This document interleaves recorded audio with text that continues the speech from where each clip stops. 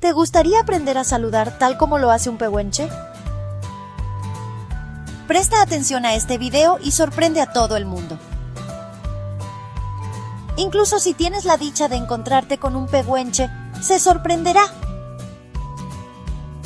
Imagínate caminando por Lonquimay y te encuentras con un amigo mapuche. El saludo sonaría así. Tacuibi, Tacuibi mai. Kumelecaimi, Mai kumelekan. Eimikai?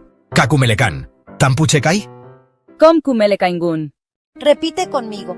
Tacuibí, tanto tiempo, tacuibí, mai, tanto tiempo pues, ahora. Kumelecaimi, ¿estás bien? Pausa y repite. Kumelecaimi, perfecto. Una vez más. Tacuibí, kumelecaimi, excelente pronunciación. Kaquiñé. Una vez más, repaso rápido, todas las frases. Tacuibí, kumelecaimi, tampuchecai.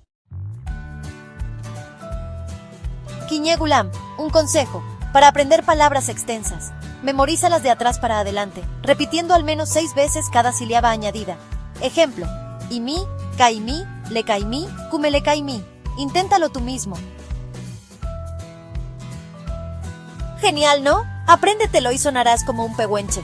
Prueba este saludo y cuéntame en los comentarios. Suscríbete a Videomanque para más videos sobre cultura mapuche.